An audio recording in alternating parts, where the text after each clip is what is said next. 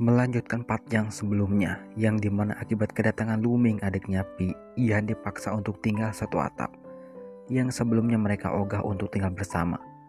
Bukan hanya dipaksa buat tinggal satu atap, Ihan juga dipaksa untuk bersikap sok manis di depan adiknya.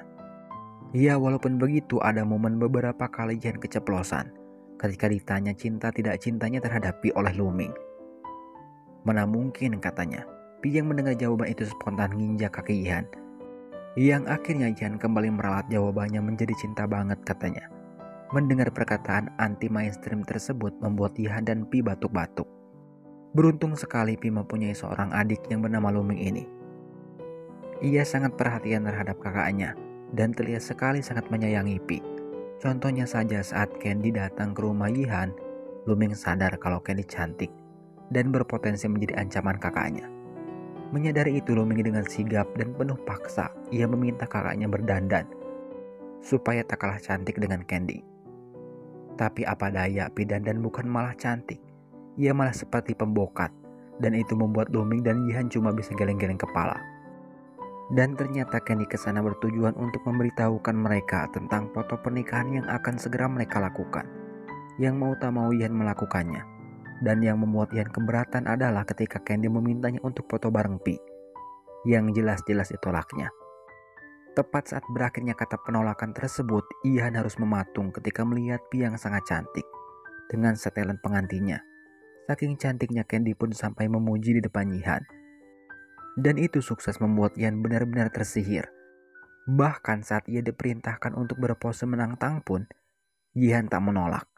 Tapi masalahnya sekarang Pi sendiri yang menolak adegan tersebut. Ya, walaupun begitu ia tak bisa apa-apa saat Ihan mulai bertindak. Melihat pose Ihan dan Pi itu sukses membuat Candy dan Luming tertawa. Dan hasil pemotretan tersebut di luar dugaan. Majalah yang menampilkan foto pernikahan Ihan dan Pi laku keras di pasaran. Bukan itu saja, imbasnya juga dirasakan oleh salon tempat Pi bekerja yang langsung kebanjiran pelanggan. Emang luar biasa seorang Pi ini. Bukan hanya cantik, ia juga jenius. Itu bisa dibuktikan ketika ia ada maunya. Pi bisa mewujudkan itu hanya dengan trik-trik yang hanya bisa dilakukan Pi saja. Contohnya saja, Pi menjebak dengan masakan buatannya dengan target Ihan. Awalnya Ihan menolak karena sudah tahu alasan Pi tersebut. Apa daya, godaan-godaan masakan itu tak sanggup Ihan bendung. Sampai-sampai ia hanya bisa melihatnya dari video CCTV yang berada di ponselnya. Sampai akhirnya Ihan benar-benar terjebak dengan masakan tersebut. Lagi mesem-mesem menikmati masakan Pi, tiba-tiba saja orang yang memasak masakan lezat tersebut nyeletuk tentang keinginannya. Yaitu Pi menginginkan Ihan untuk datang ke pertemuan rekan-rekannya. Awalnya Ihan menolak, ya walaupun akhirnya ia terpaksa menuruti keinginan Pi tersebut. Tapi dengan syarat ia tak bisa lama-lama, katanya. Dan ternyata Ihan malah bablas, mabuk-mabukan dengan rekan-rekannya Pi. Mereka benar-benar senang-senang, karaokean, main game dan sebagainya. Sampai akhirnya Pi maupun Ihan pulang dengan keadaan mabuk berat.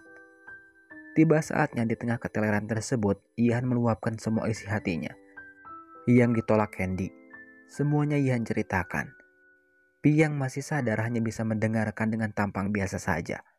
Dan ternyata curhatnya Ihan tersebut menjadi bom waktu bagi dirinya. Ketika Pi morotin Ihan akibat rahasianya itu.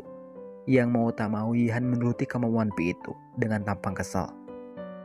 Tak cukup sampai di situ, Pi juga menawarkan jasanya buat Ihan untuk membantunya mendapatkan Candy. Dan tawaran inilah yang membuat Ihan tertarik. Yang akhirnya kali ini keduanya benar-benar bekerja sama untuk mendapatkan hati Candy buat Ihan. Hal pertama yang dilakukan Pi untuk itu adalah dengan menjelaskan terlebih dahulu rencana mereka. Yaitu Pi meminta Ihan untuk bertindak layaknya orang dewasa, katanya. Terus meminta Ihan untuk memberikan perhatian lebih kepada Candy. Salah satunya dengan meminta Ihan memberikannya sarapan spesial setiap harinya. Nah, demi melancarkan rencana tersebut, Ihan hari itu benar-benar bekerja keras. Belajar memasak, bahkan saking semangatnya ia melakukan itu dari pagi sampai ketemu pagi lagi. Dan itu membuat Pi takjub. Sampai akhirnya masakan seharian pul buatan Ihan itu tersaji. Dan hasilnya sukses membuat Pi maupun Ihan muntah-muntah. Tak habis akal, Ihan yang tak mau repot-repot untuk belajar kembali, lantas ia menggunakan uangnya untuk mengiming-imingi Pi supaya memasakkan sarapan buat Candy. Dan hasilnya sukses membuat Candy ketagihan. Ya tentu saja masakan tersebut diklaim masakan Yihan sendiri. Dan itu membuat Yihan senangnya bukan main. Tak lupa kesuksesannya tersebut Yihan kabari kepada Pi, sambil meminta langkah selanjutnya apa yang harus dilakukannya. Berbeda dengan Yihan yang lagi senang-senangnya, situasi sebaliknya malah dialami Pi. Ia terlihat kesepian ketika hari ulang tahunnya tak ada seorang pun yang mengucapkan selamat.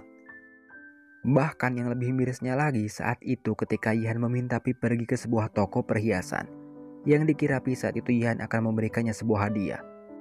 Padahal Pi hanya diminta Yihan untuk memberikan saran tentang perhiasan yang cocok untuk Candy. Yang akhirnya Pi hanya bisa mengucapkan selamat ulang tahunnya kepada dirinya sendiri lewat sebuah cermin. Sedangkan untuk Yihan sendiri, ia baru tahu tentang ulang tahun Pi tersebut saat ia melakukan dinner bareng Candy. Yang anehnya setelah mendengar hal itu, tingkah Yihan sedikit berubah. Itu dibuktikan ia rela meninggalkan Candy hanya demi merayakan ulang tahun Pi.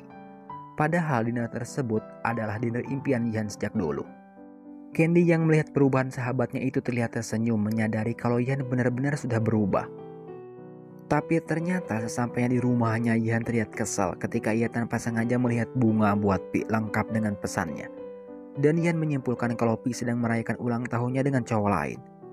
Tapi sepersekian detik ia menyadari kalau pengirimnya tersebut memakai nama Yihan.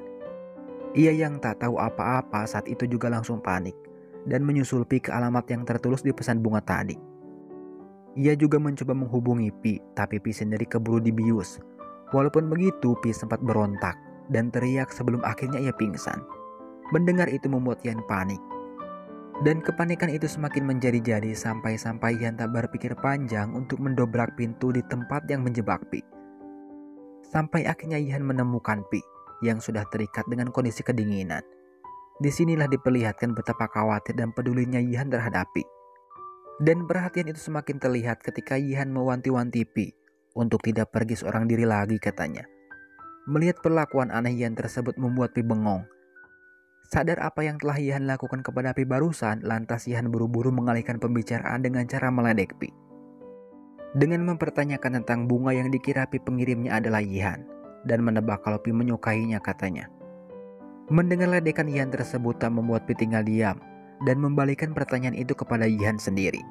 Seperti kenapa Yihan repot-repot menemuinya, padahal sedang dinner bareng Candy. Apakah Yihan menyukai Pi juga, katanya.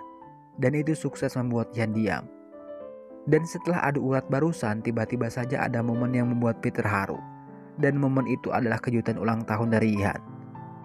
Tapi sayangnya acara itu dirusak oleh Yihan sendiri, karena ia mengalami cedera akibat menyelamatkan Pi tadi. Dan sekarang giliran Yihan yang terdiam ketika Pi dengan telaten mengobati luka Yihan tersebut.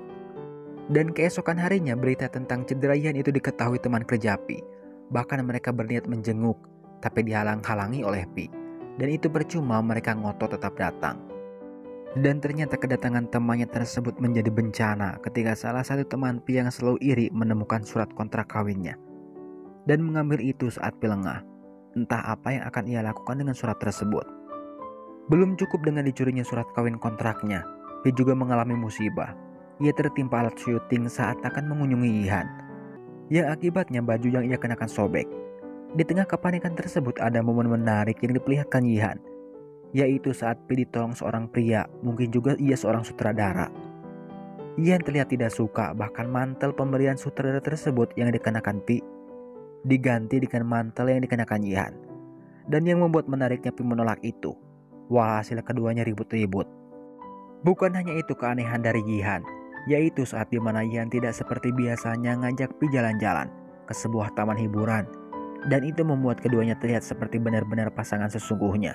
Canda tawa terlihat di muka mereka. Dan ternyata si cewek iri itu juga tahu kebahagiaan yang dialami Pi saat itu dari foto yang diunggah Pi di sosmednya dengan ekspresi wajah yang tidak suka. Berbeda dengan si tukang iri untuk Pi dan Yihan sendiri, sejak itu mereka semakin dekat. Dan setiap mengingat momen tersebut membuat mereka tak sadar kalau keduanya sedang senyum-senyum sendiri.